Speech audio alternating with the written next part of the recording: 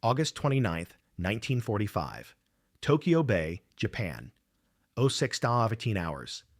The morning sun pierces through the industrial haze hanging over Tokyo Bay like golden spears through smoke, casting long shadows across the gray waters where American destroyers ride at anchor, their steel hulls gleaming wet with Pacific dew. The air carries the mingled scents of salt spray and something else. The acrid smell of a defeated empire still smoldering from months of relentless bombardment. The lingering odor of burned wood and twisted metal that speaks of cities reduced to ash.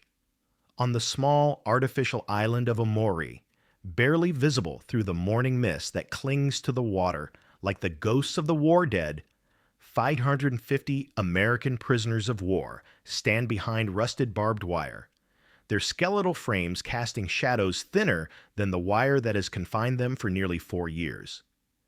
Many of these men have been prisoners since the fall of Bataan in April 1942. Others surrendered at Corregidor a month later. A few were captured during the desperate early battles across the Pacific when American forces, caught unprepared by the Japanese onslaught, fought hopeless delaying actions with obsolete equipment and insufficient supplies. Most now weigh less than 90 pounds, walking skeletons wrapped in diseased skin, survivors of a systematic campaign of starvation and brutality designed not merely to confine enemy soldiers, but to erase their humanity entirely. The sound that breaks the morning stillness is not the harsh bark of Japanese guards shouting orders in broken English, nor the mechanical grinding of dock machinery where prisoners are forced to unload ships carrying supplies they will never taste. It is the deep, rhythmic thrumming of American Corsair fighters circling low over the camp, their wings waggling in recognition. The first friendly gesture these men have witnessed in nearly 4 years of captivity.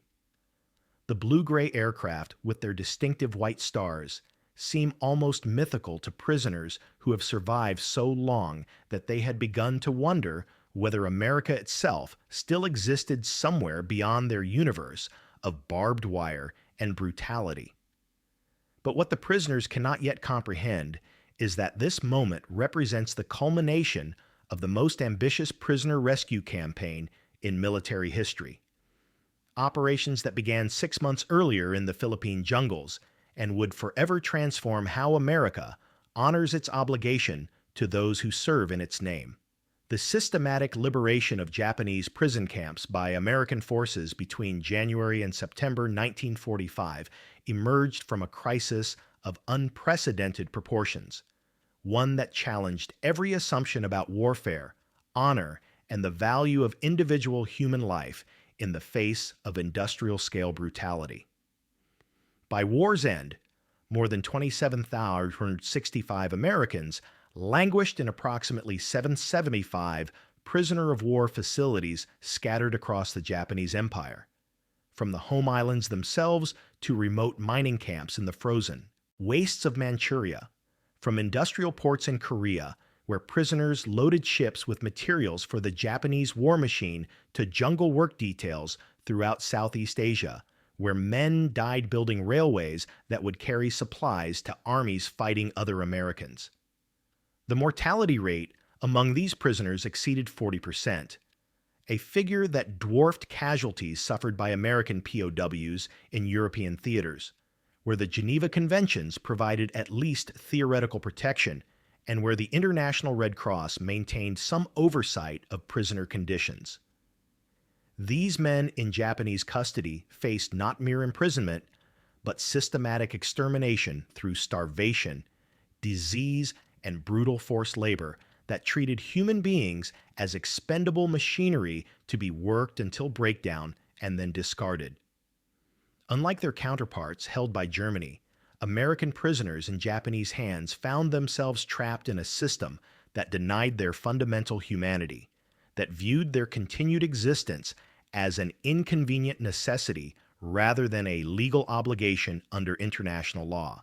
The challenge of locating and liberating these scattered prisoners defied every principle of conventional military operations. Unlike the liberation of concentration camps in Europe, where advancing Allied armies overran facilities in the natural course of conventional military campaigns, the rescue of prisoners in the Pacific required penetrating deep into enemy territory to reach camps whose locations often remained unknown to Allied intelligence. Aerial reconnaissance revealed scattered installations throughout the empire, but the precise number of prisoners at each location, their physical condition, and even their nationalities remained largely mysterious. Intelligence reports painted an increasingly grim picture as 1945 progressed.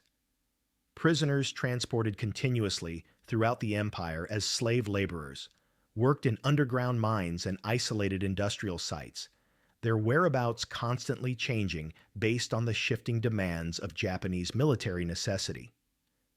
Men captured at Bataan might find themselves building airfields in Manchuria, loading ships in Korean ports, or working in copper mines on remote Pacific islands. The Japanese treated prisoners not as human beings with fixed identities, but as interchangeable units of labor to be moved wherever the war machine required additional expendable workers. General Douglas MacArthur's staff understood that Japan's surrender would not automatically guarantee prisoner safety. Indeed, intercepted communications suggested that Japanese commanders had received explicit orders to eliminate prisoners rather than allow them to assist Allied occupation forces. The specter of mass execution haunted American planning, creating an urgency that drove the development of rescue operations unlike anything previously attempted in military history. This was not simply a matter of recovering valuable military personnel, but of vindicating the fundamental promise that democracy makes to those who serve in its defense. January 28, 1945. Luzon, Philippines. 2100 hours. Lieutenant Colonel Henry Mucci's Rangers moved through the Philippine jungle darkness like phantoms, their faces blackened with burnt cork, their equipment muffled to prevent any metallic sound that might alert Japanese patrols. Behind them, 30 miles of enemy-held territory separates them from the safety of American lines. 30 miles of jungle paths patrolled by Japanese soldiers who have received orders to execute any prisoners rather than allow their rescue. Ahead lies the Cabanatuan prison camp, where 513 Allied prisoners await either liberation or death. Intelligence reports make clear there will be no third option. For 72 hours, Alamo scouts have maintained surveillance of the camp from concealed positions in the surrounding jungle, documenting guard rotations, prisoner routines, and the increasingly desperate condition of the men held within the compound. Their reports paint a picture of systematic starvation. Prisoners subsisting on handfuls of rice mixed with weevils, their bodies ravaged by tropical diseases that could be easily treated with basic medical supplies, unavailable to men the Japanese consider already dead. The scouts report that many prisoners can no longer walk without assistance, that the daily death toll from malnutrition and disease continues to climb, and that camp guards have begun discussing the logistics of mass execution should American forces approach the facility. What the Rangers discovered upon infiltrating the camp exceeded their most pessimistic intelligence estimates. The men they had come to rescue were no longer soldiers in any recognizable sense.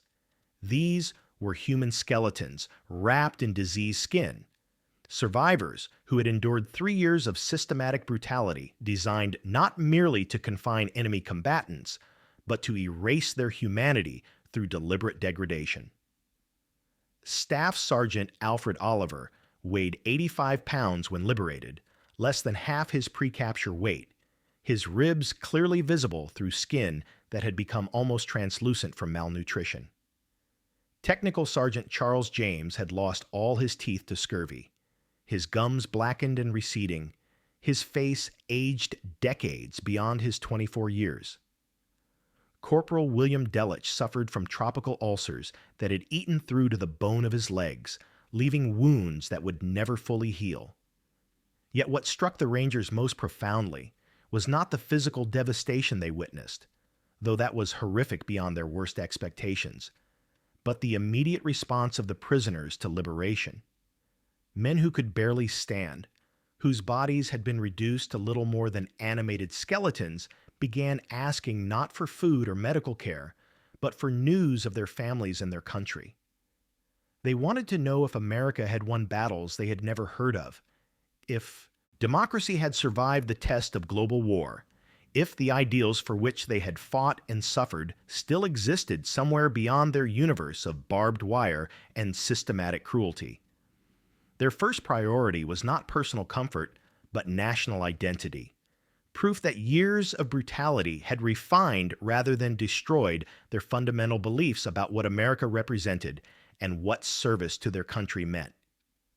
Captain Robert Prince, who led the assault on the camp's main gate, later wrote in his official after-action report, "Nothing in our training prepared us for what we found inside that compound. These weren't soldiers anymore in any conventional sense. They were proof of what happens when evil is allowed to flourish unchecked, when human beings are treated as expendable resources rather than individuals with inherent dignity. But they were also proof of something else, that the human spirit, when anchored to something greater than itself, cannot be broken by mere physical suffering.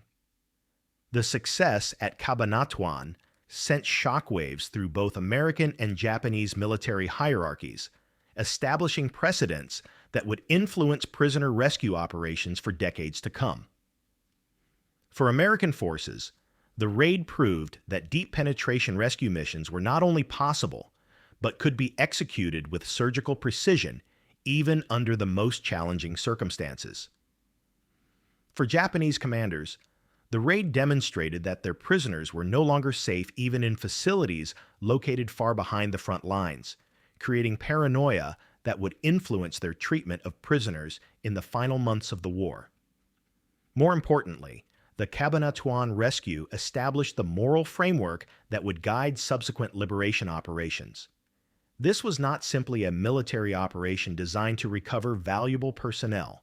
It was a vindication of democratic values, proof that America would honor its obligation to those who served in its defense regardless of the cost or complexity involved. The raid sent a clear message to every American prisoner throughout the Pacific. Your country has not forgotten you, and your country will come for you. February 23, 1945. Los Baños, Philippines. 0700 hours. The sky above Los Baños internment camp suddenly fills with olive drab parachutes as 130 paratroopers from the 511th Parachute Infantry Regiment descend directly onto the camp perimeter, their timing orchestrated with precision that would have impressed peacetime military planners. At exactly the same moment, the morning calisthenics session has drawn all the camp guards into the central courtyard, a routine that intelligence officers had observed and timed for weeks. The perimeter watchtowers stand momentarily unmanned, creating a brief window of vulnerability that American planners have calculated down to the minute. Simultaneously, amphibious tractors carrying elements of the 602nd Amphibian Tractor Battalion roar across Laguna de Bay, their tracks churning the morning calm water into foam as they race toward the shoreline. Artillery units positioned during the night provide covering fire, their shells exploding with surgical precision around Japanese strongpoints while carefully avoiding areas where prisoners might be housed. The entire operation unfolds like a deadly ballet, each element moving in perfect coordination toward a single objective: the liberation of 2,947 Allied prisoners before Japanese forces can organize effective resistance or implement contingency plans for prisoner execution.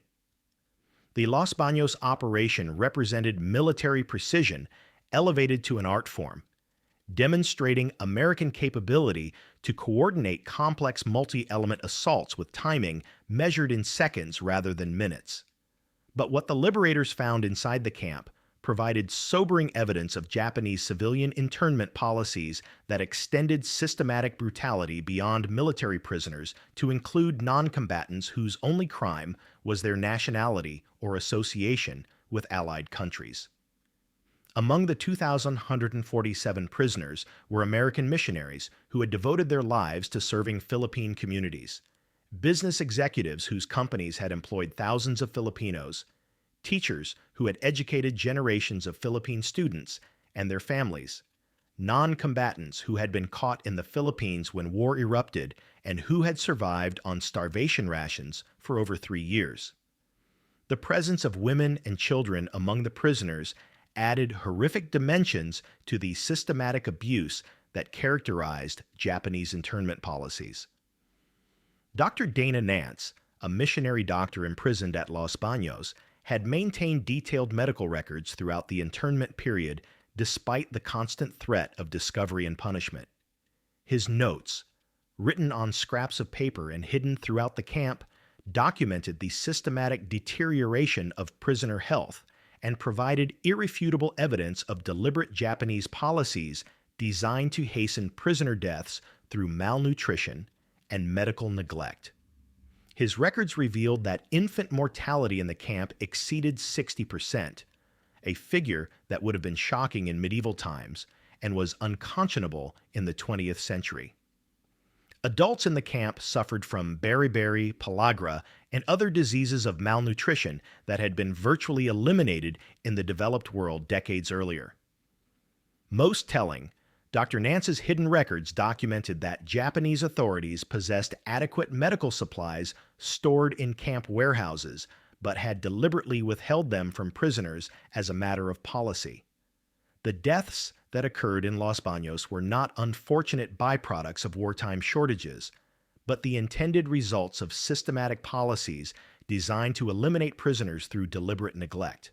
Mary Frank, a nurse who had worked with Dr. Nance throughout the internment period, later described the moment of liberation in testimony that would influence post-war discussions of war crimes and international humanitarian law.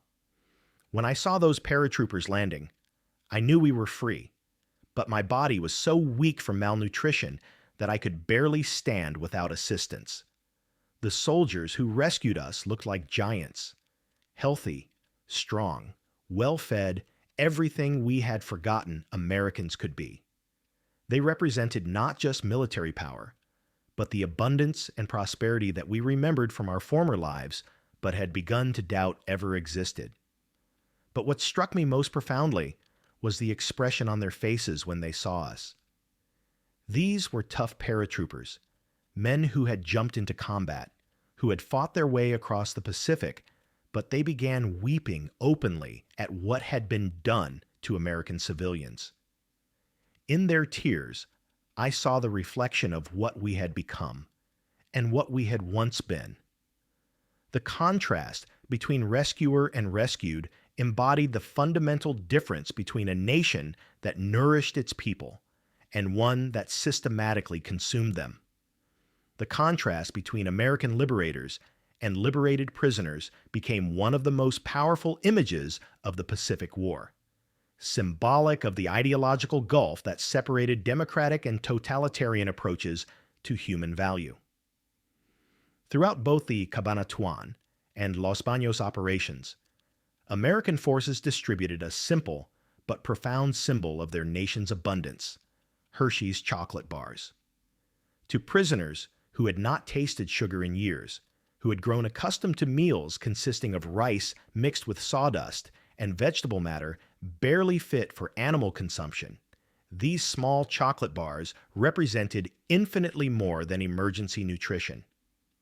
Technical Sergeant William McConnell, liberated at Los Baños, preserved one of these chocolate bars for over 60 years, keeping it as a tangible reminder of the moment when America fulfilled its promise to leave no soldier behind.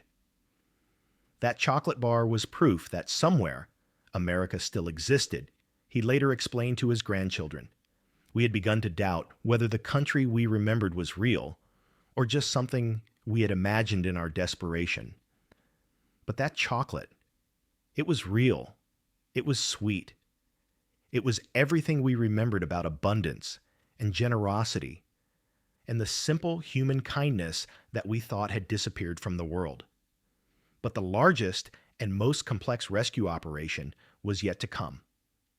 With Japan's surrender on August 15, 1945, American forces faced the monumental task of locating and liberating prisoners scattered across an empire spanning thousands of miles and encompassing dozens of countries, protectorates, and occupied territories. This challenge led to Operation Swift Mercy, an unprecedented humanitarian airlift that would demonstrate American logistical capability on a scale never before attempted in military history, while establishing new paradigms for the projection of humanitarian power across global distances.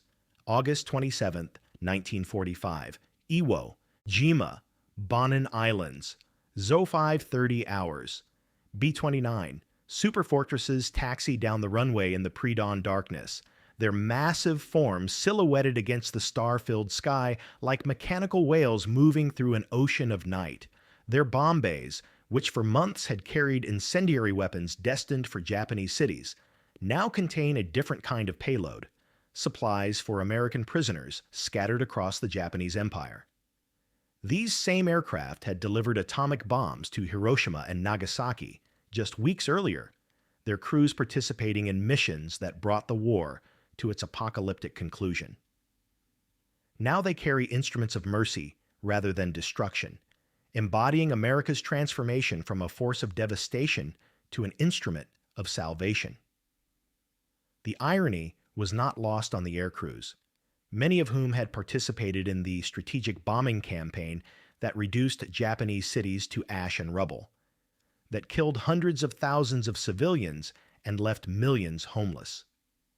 Major Robert Johnson, pilot of a B-29 participating in Operation Swift Mercy, later wrote in his diary, "6 months ago, we were dropping fire from heaven on Japanese cities.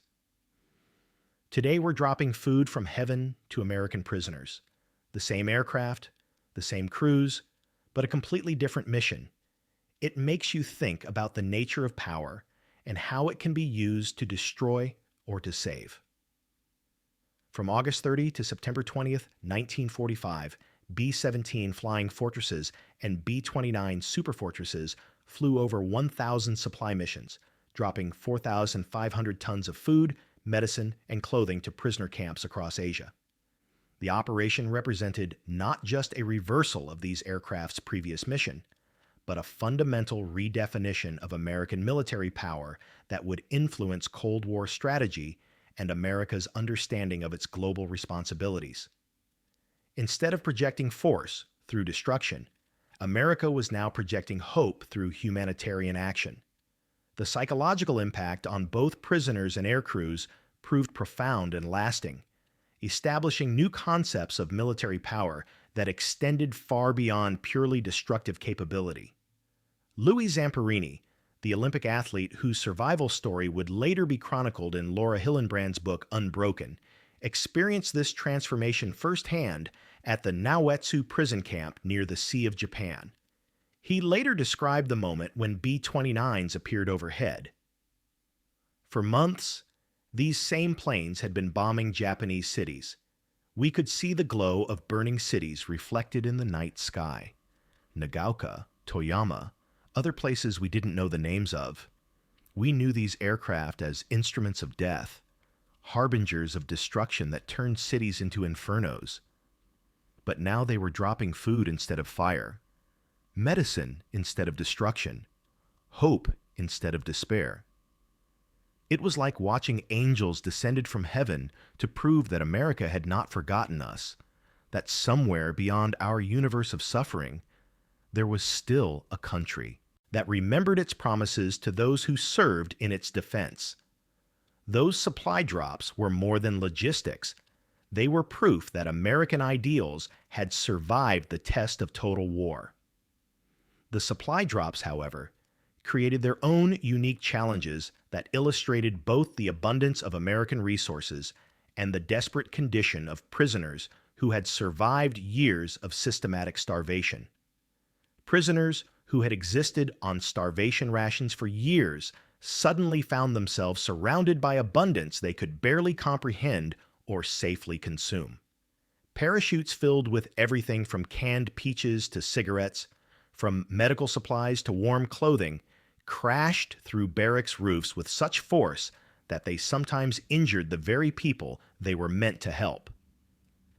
At the Jinsan camp in Korea, a 50-gallon drum of supplies broke free from its parachute and struck Captain William Orson, breaking his leg just days before his scheduled evacuation. Similar incidents occurred throughout the theater as supply drops, calculated for maximum psychological impact rather than precision delivery, created hazards for prisoners whose reflexes had been slowed by years of malnutrition and whose bones had been weakened by calcium deficiency. These incidents led resourceful former prisoners to organize themselves into supply recovery teams, creating clearly marked drop zones and painting targets and drop here messages on the ground to guide supply bombers towards safe areas away from prisoner barracks. The sight of American prisoners, men who had been reduced to near skeletal condition by years of systematic abuse, organizing themselves to facilitate their own rescue, provided powerful testimony to the leadership qualities and organizational skills that had enabled them to survive their ordeal. Private First Class Lionel Berthaud, who had been captured during the fall of Corregidor in May 1942, saved one of the leaflets dropped on his camp by a B-17 on August 28, 1945. Weighing only 80 pounds after 44 months of captivity, having lost more than half his body weight to systematic starvation, Berthaud treasured that piece of paper as tangible proof that America had not forgotten him despite years of silence and uncertainty about prisoner locations and conditions. The leaflet read simply, "The war is over. You will go home soon. Do not overeat." The irony was not lost on men who had not experienced the sensation of fullness in years, who had grown accustomed to gnawing hunger as a constant companion, who had watched friends die from diseases that could have been prevented with adequate nutrition. The warning against overeating seemed almost cruel to men who had dreamed of food for years, but medical officers had learned from earlier liberation operations that rapid refeeding could kill prisoners whose digestive systems had adapted to starvation conditions. Marine Sergeant Rufus Baker Austin, captured on Wake Island in December 1941, wrote to his mother on September 11, 1945, just 2 days before his 21st birthday. "Our planes are dropping us supplies now. If we stay here much longer, we won't even look like ex-war prisoners. Our good old planes sure do look good flying over us instead of over Japanese cities. I can hardly believe it's real after all this time. Mom, it's great to be an American again." His letter captured the surreal nature of liberation for men who had survived so long in captivity that freedom itself seemed like a dream that might vanish if examined too closely. The liberation of the Omori camp on August 29, 1945, provided the most vivid and well-documented illustration of the transformation that American liberation brought to prisoners of war. Located on a small artificial island in Tokyo Bay, within sight of the Japanese capital itself, Omori had been used as a showcase facility where Japanese officials brought foreign visitors, diplomats, journalists, and representatives of neutral nations to demonstrate their supposedly humane treatment of Allied prisoners. August 29, 1945, Omori Prison Camp, Tokyo Bay. 0800 hours. United States Marines wade ashore on Omori Island, their landing craft crunching against the rocky beach as Japanese guards watch from watchtowers, uncertain whether to resist an obvious violation of their sovereignty or surrender to forces representing a nation that has just demonstrated its capacity to obliterate entire cities with single bombs. The 550 prisoners held here represent some of the longest-serving American POWs in the Pacific, men who have survived everything the Japanese prison system could inflict, who have endured nearly 4 years of systematic brutality designed to break their bodies, minds, and spirits. They have been forced to work 12-hour shifts at nearby docks and warehouses, loading ships with materials destined for Japanese military units still fighting American forces throughout the Pacific. They have been subjected to daily beatings for infractions as minor as failing to bow properly to guards or looking directly at Japanese officers. They have been fed rations calculated with scientific precision to maintain life at the absolute minimum level necessary for productive labor.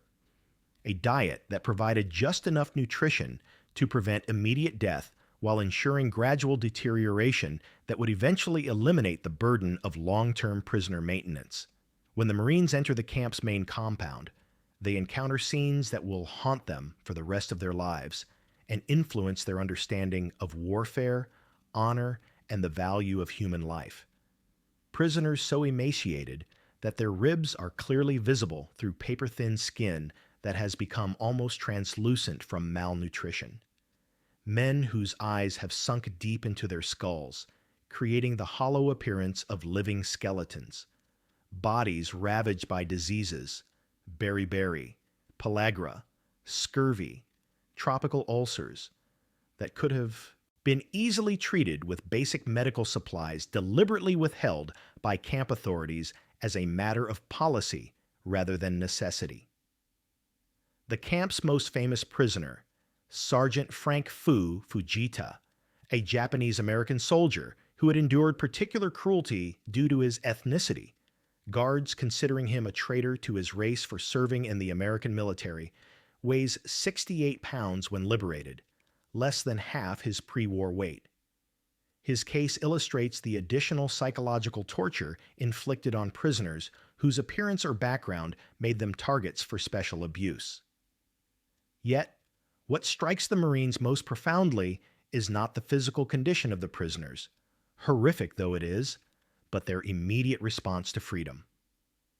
Within hours of liberation, men who can barely walk without assistance begin asking not for food or medical care, though they desperately need both, but for news of their families and their country. They want to know if America won the war, if democracy survived the global test of arms, if the ideals for which they fought and suffered still exist in a world that has witnessed unprecedented destruction and brutality. Their first priority is not personal comfort, but national identity, proof that years of systematic brutality have refined rather than destroyed their fundamental beliefs about what America represents and what obligations citizenship entails. This response provides powerful evidence that totalitarian systems, despite their sophistication and ruthlessness, cannot ultimately destroy the human capacity for faith in transcendent ideals. Corporal James Bradley, one of the Marines who participated in the Omori liberation, later wrote to his wife in a letter that would be preserved in the Marine Corps Historical Archives, "These men should have been broken by what they endured. Any reasonable person would expect them to be bitter, angry, perhaps even insane after years of treatment that wouldn't be inflicted on animals. Instead, they were the most patriotic Americans I have ever met. They understood something about freedom that those of us who had never lost it could barely comprehend. They had been stripped of everything, health, dignity, hope, but they had held on to their faith in American ideals. That faith had kept them alive when nothing else could." The process of repatriation itself became a powerful demonstration of American abundance, organizational efficiency, and humanitarian commitment that contrasted dramatically with the systematic neglect prisoners had experienced under Japanese authority. Hospital ships, USS Benevolence and USS Repose, former luxury liners that had been converted into floating medical facilities, waited in Tokyo Bay to receive liberated prisoners. These vessels represented the marriage of American industrial capacity with humanitarian purpose. Ships that had once carried wealthy passengers on pleasure cruises now served as instruments of mercy for the nation's most vulnerable warriors. The transformation of these vessels from luxury accommodations to medical facilities symbolized America's ability to adapt its abundant resources to meet humanitarian needs on a massive scale. Every stateroom had been converted into a medical ward. Former ballrooms now served as physical therapy centers. Dining rooms had become nutritional rehabilitation centers where medical personnel supervised the gradual reintroduction of adequate food to digestive systems damaged by years of malnutrition. On board these ships, prisoners encountered a level of medical care and nutritional support that seemed miraculous after years of deliberate deprivation. Navy doctors had prepared detailed refeeding protocols to prevent the complications that could arise when severely malnourished individuals suddenly gained access to adequate nutrition. The medical challenge was complex. Prisoners needed immediate care for diseases and injuries, but their bodies had adapted to starvation conditions in ways that made rapid improvement potentially dangerous. Every aspect of the ships had been modified to serve the specific needs of liberated prisoners. Medical facilities had been expanded to handle cases of malnutrition, tropical diseases, and psychological trauma. Kitchens had been redesigned to gradually reintroduce normal food to digestive systems that had been damaged by years of inadequate nutrition. Even recreational facilities had been adapted to provide gentle physical therapy for men whose muscles had atrophied from prolonged malnutrition and forced labor. The medical reports compiled during this repatriation process provided the first comprehensive documentation of systematic abuse inflicted upon American prisoners by Japanese forces, evidence that would later influence war crimes prosecutions and international discussions of prisoner treatment. These reports revealed that average weight loss among prisoners exceeded 40% of pre-capture body weight, a level of malnutrition that in civilian populations would indicate famine conditions requiring international humanitarian intervention. Tropical diseases that should have been easily treatable with basic antibiotics and medical care had been allowed to progress unchecked, causing permanent damage to organs and systems. Dental care had been completely non-existent, leaving many prisoners with severe oral health problems that would affect their ability to eat normally for the rest of their lives. Vitamin deficiency diseases that had been virtually eliminated in developed countries had reached epidemic proportions in prisoner camps. But perhaps most significantly, psychological evaluations conducted on these ships revealed findings that surprised even experienced Navy psychiatrists.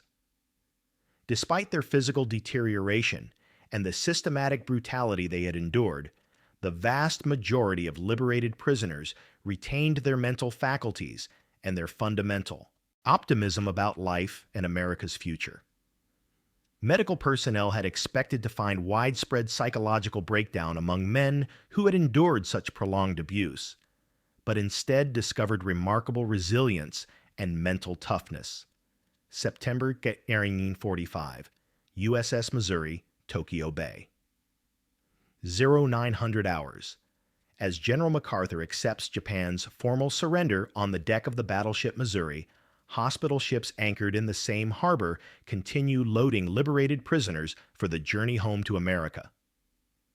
The juxtaposition is deliberate and profound. While one ceremony marks the end of America's war against Japanese militarism, another represents the beginning of America's commitment to healing the wounds that total war had inflicted on its own people. The sight of these two operations occurring simultaneously in the same waters provided powerful symbolism for observers who understood that victory in war required not just the defeat of enemies, but the successful recovery and rehabilitation of those who had sacrificed to achieve that victory. The formal surrender ceremony received global attention, but the quiet evacuation of prisoners represented the more profound victory, the vindication of democratic values through the protection of individual human dignity. The chocolate bars that American forces had distributed during liberation operations evolved into something far more significant than emergency nutrition. They became sacramental symbols of the abundance that democracy could provide to those who served in its defense. Prisoners saved these chocolate bars, wrote about them in letters home, and passed them along as gifts to fellow prisoners who were too weak to eat solid food. The chocolate represented not just calories or sugar, but the industrial capacity, agricultural abundance, and humanitarian impulse that characterized American democracy at its finest. This symbolism was neither accidental nor superficial. In a world where chocolate had become a luxury unavailable even to civilian populations in many countries, its distribution to liberated prisoners represented America's capacity to provide abundance rather than mere subsistence, comfort rather than survival, generosity rather than calculation. Staff Sergeant Frederick Spatzal wrote to a former crewmate after his liberation from Omori. Our Navy planes started coming over our camp August 26th and B-29s on August 27th, dropping all kinds of supplies. Those last few days were like Christmas morning every day. Real food, real medicine, and those Hershey bars. I haven't had chocolate in 4 years. It tasted like America. The comparison to Christmas was particularly apt. These supply drops represented gifts that restored not just physical health, but spiritual faith in the possibility of goodness prevailing over evil, of abundance triumphing over scarcity, of human decency surviving the test of total war. For prisoners who had survived, by clinging to memories of American abundance, the chocolate bars provided tangible proof that those memories were real rather than fantasies created by desperate minds. The cost of these rescue operations extended beyond their immediate tactical requirements and provided sobering evidence of the price that humanitarian action sometimes demands, even from those who perform it. Operation Swift Mercy alone cost the lives of 77 American airmen, men who died not in combat against enemy forces, but in the process of delivering humanitarian aid to their fellow soldiers. These casualties occurred when aircraft crashed due to mechanical failures, weather conditions, or the hazards of flying extended missions over unfamiliar territory with minimal navigation aids. These deaths provided a stark reminder that even mercy missions required sacrifice, that the American commitment to leaving no soldier behind sometimes demanded that some soldiers risk their lives for others they had never met and might never meet. Yet rather than deterring further humanitarian action, these casualties emphasize the moral dimension of the rescue operations and their significance within American military culture. The liberation operations revealed the profound transformation that had occurred within American military culture during the war years, changes that would influence American defense policy and international relations for decades to come. The precision and scale of these rescue efforts reflected not just improved tactical capabilities and logistical sophistication, but an evolved understanding of military responsibility that extended beyond the traditional boundaries of combat operations. American forces had learned to view their mission not simply as defeating enemies through superior firepower and tactics, but as protecting and preserving the values for which they fought. The rescue operations represented democracy defending its own principles through action rather than rhetoric, proving that American ideals possessed both moral authority and practical capability. September 20th, 1945. Golden Gate Bridge, San Francisco Bay. 14:30 hours. The hospital ship USS Repose glides beneath the Golden Gate Bridge with stately grace, her white hull brilliant in the afternoon sun, red crosses gleaming like beacons of hope against the Pacific blue that stretches to the horizon.